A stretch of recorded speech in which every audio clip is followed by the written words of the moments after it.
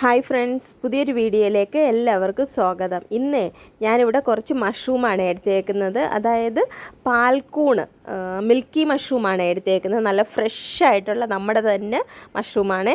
ഈ മഷ്റൂം വെച്ചിട്ട് ഞാൻ പല വിഭവങ്ങളും ഉണ്ടാക്കിയിട്ടുണ്ട്. അതായത് മഷ്റൂം ബിരിയാണി ഉണ്ടാക്കിയിട്ടുണ്ട്, പിന്നെ തോരൻ, കറി, ചക്കക്കുരു മഷ്റൂം പൊള്ളിച്ചത്, പിന്നെ മഷ്റൂം ബജ്ജി തുടങ്ങിയ ഒത്തിരി സാധനം ഉണ്ടാക്കിയിട്ടുണ്ട്.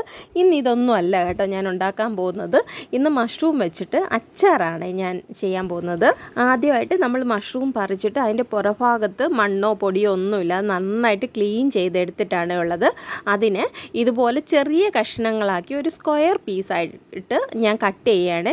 ഇങ്ങനെ തന്നെ കട്ട് ചെയ്യണം എന്ന് നിർബന്ധമൊന്നുമില്ല, ഓരോരുത്തരുടെ ഇഷ്ടം അനുസരിച്ച് നീണ്ടിട്ട് നമ്മൾ മെഴുക്കുരട്ടിക്കൊക്കെ ഉണ്ടാക്കുന്ന പോലെ നീണ്ടിട്ടാണേലും കുഴപ്പമില്ല, ഈ രീതിയിലാണേലും കുഴപ്പമില്ല. ഞാനിങ്ങനെ ഒരു സ്ക്വയർ പീസായിട്ട് ഇതിനെ കട്ട് ചെയ്തെടുക്കുകയാണ്. ഞാനിന്നൊരു 3-3.5 കിലോ മഷ്റൂമാണ് എടുത്തേക്കുന്നത്. പക്ഷേ നമ്മൾ എത്ര കിലോ എടുത്താലും നമ്മൾ അച്ചാറിട്ട് വരുമ്പോൾ ഇതിൻ്റെ പകുതി പോലും വരത്തില്ല. കാരണം നമ്മളിത് വറുത്ത് കോരുമ്പോൾ ഉണ്ടല്ലോ, ഇതിൻ്റെ വെയിറ്റ് അതുപോലെ പോവും. മഷ്റൂം എന്ന് പറഞ്ഞാൽ അറിയാമല്ലോ, മുഴുവനും വെള്ളമാണ് ഇതിനകത്ത്. അപ്പോൾ വെള്ളം പോയി കഴിയുമ്പോഴത്തേക്ക് അതിൻ്റെ ക്വാണ്ടിറ്റി ഒത്തിരി അങ്ങ് കുറയും. അതുകൊണ്ടാണ് ഞാനൊരു 3-3.5 കിലോ അടുപ്പിച്ച് ഞാൻ മഷ്റൂം എടുത്തിട്ടുണ്ട്. ഞാൻ സാധാരണ ബീഫ് പിക്കിളും അതുപോലെ തന്നെ ഫിഷ് പിക്കിളുമാണ് ഇട്ട് സെയിൽ ചെയ്യാറുള്ളത്. അപ്പം ഞാൻ ഓർത്തു നമുക്ക് തന്നെ ഇവിടെ മഷ്റൂം ഉണ്ടല്ലോ, അതുപോലെ ചില ദിവസങ്ങളിൽ നമുക്ക് ഫുള്ളായിട്ട് മഷ്റൂം സെയിലാകത്തില്ല. അപ്പോൾ അങ്ങനെയൊക്കെ ഇരിക്കുന്ന സമയത്ത് നമ്മൾ അത് വേസ്റ്റാക്കി കളയേണ്ട കാര്യമില്ലല്ലോ. ഇതുപോലെ നമുക്ക് മഷ്റൂം അച്ചാറിട്ട് വെക്കുവാണെങ്കിൽ നമുക്ക് സെയിൽ ചെയ്യാം എന്നുള്ള ഒരു കൺസെപ്റ്റിലാണ് ഞാനിത് തുടങ്ങിയേക്കുന്നത് കേട്ടോ. ഇതിപ്പോൾ ഫസ്റ്റ് ടൈം അല്ല, ഞാൻ 2-3 പ്രാവശ്യം ഇട്ട് കഴിഞ്ഞു. വീഡിയോ ഇടുന്നത് ആദ്യമായിട്ടാണ്. അങ്ങനെ ഞാൻ മഷ്റൂം മുഴുവനും ചെറുതായിട്ട് കട്ട് ചെയ്തെടുത്തിട്ടുണ്ട്. ഇനി നമുക്കിത് നന്നായിട്ട് കഴുകി പിഴിഞ്ഞെടുക്കണം. കാരണം ഇതിൽ ഓൾറെഡി നല്ല വെള്ളമയം ഉണ്ട്. അപ്പോൾ നമ്മൾ കഴുകുമ്പോൾ വീണ്ടും ഒബ്സർവ് ചെയ്യും വെള്ളം. അതെല്ലാം നന്നായിട്ട് പിഴിഞ്ഞെടുത്തുകൊണ്ട് വരാം. അങ്ങനെ ഞാൻ നന്നായിട്ട് കഴുകി പിഴിഞ്ഞെടുത്ത് കൊണ്ടുവന്നിട്ടുണ്ട്. ഇനി നമുക്ക് സാധാരണ നമ്മൾ മീനൊക്കെ വറുക്കുമ്പോൾ ഉപ്പും മുളകും ഒക്കെ ഇട്ട് കുറച്ച് നേരം തിരുമ്മി വെക്കത്തില്ലേ, അതുപോലെ തന്നെ ഇതിൽ നമുക്ക് ആവശ്യത്തിനുള്ള ഉപ്പും മഞ്ഞപ്പൊടിയും കൂടെ ഇട്ട് നന്നായിട്ടൊന്ന് തിരുമ്മി വെക്കാം.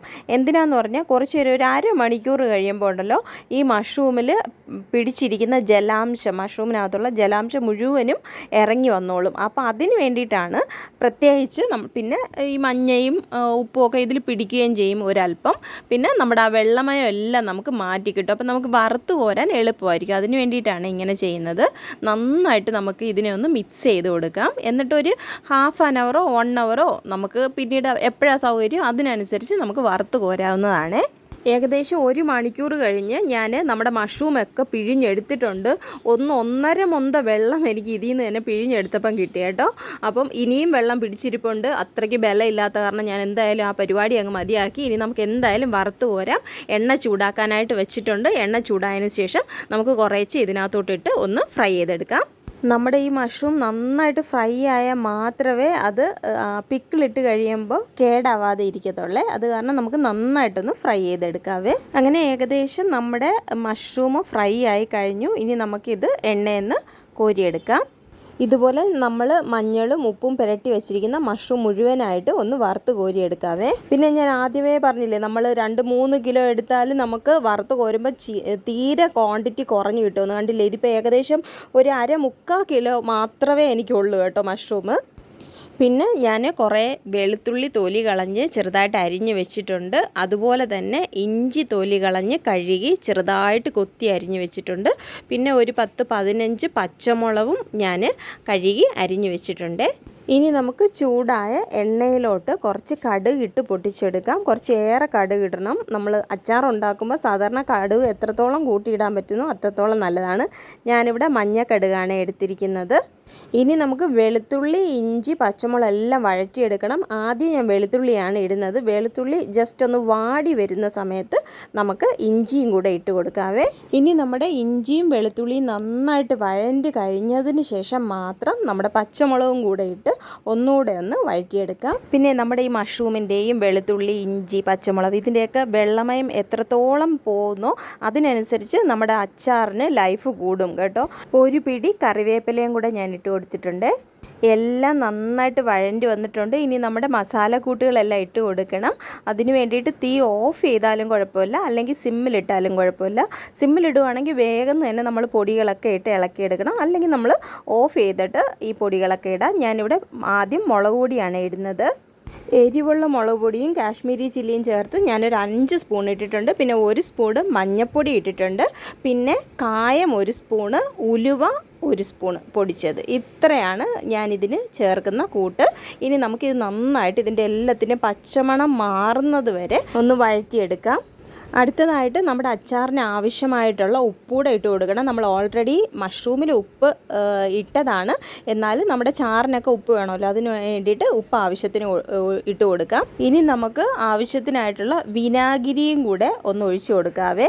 വിനാഗിരി ഒഴിച്ചതിന് ശേഷം ഈ കൂട്ടെല്ലാം കൂടെ നന്നായിട്ട് തിളയ്ക്കണം. തിളച്ചിട്ട് എണ്ണ നമുക്കിങ്ങനെ കാണാം, മുകളിൽ ഇങ്ങനെ എണ്ണ തെളിഞ്ഞ് നിൽക്കുന്നത് നമുക്ക് കാണാം. ഇതാണ് അതിൻ്റെ ഒരു പരുവം. അപ്പോഴത്തേക്ക് നമ്മുടെ എല്ലാം വെന്തു, അതുപോലെ തന്നെ വെള്ളമയം എല്ലാം പറ്റി എന്നാണ് അതിനർത്ഥം. ആ സമയത്ത് നമ്മൾ വറുത്ത് കോരി വെച്ചിരിക്കുന്ന മഷ്റൂമും കൂടെ ഇതിനകത്തോട്ടിട്ട് നന്നായിട്ട് എല്ലാം കൂടെ ഒന്ന് മിക്സ് ചെയ്തെടുക്കാവേ. ഈ സമയത്ത് നമുക്ക് ഉപ്പ് ഒന്ന് ചെക്ക് ചെയ്തിട്ട് ഉപ്പ് കുറവാണെങ്കിൽ ഇച്ചിരിയുടെ ഉപ്പ് ആഡ് ചെയ്യാം. നന്നായിട്ട് മിക്സ് ചെയ്തെടുത്തിട്ടുണ്ട്. ഫ്ലെയിം ഓഫ് ചെയ്തു. ഇതിപ്പോൾ ഞാൻ തണുപ്പിക്കാനും വെച്ച് കഴിഞ്ഞിട്ട് എടുത്ത അച്ചാറാണ് ഈ കാണിക്കുന്നത്. അങ്ങനെ നമ്മുടെ ഡിലീഷ്യസ് ആയിട്ടുള്ള മഷ്റൂം പിക്കിൾ ഇവിടെ റെഡി ആയിരിക്കുകയാണ് കേട്ടോ.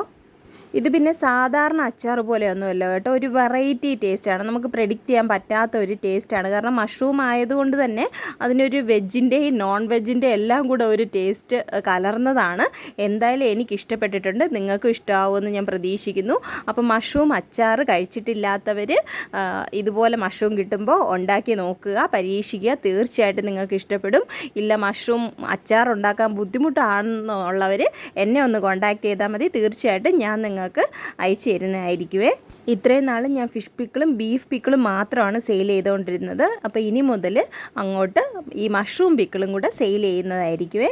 അപ്പോൾ എല്ലാവർക്കും എൻ്റെ ഇന്നത്തെ ഈ വീഡിയോ ഇഷ്ടപ്പെട്ട് കാണുമെന്ന് പ്രതീക്ഷിക്കുന്നു. ഇനി മറ്റൊരു വീഡിയോയുമായി വീണ്ടും വരാം. അതുവരെ എല്ലാവർക്കും നന്ദി. Thanks for watching.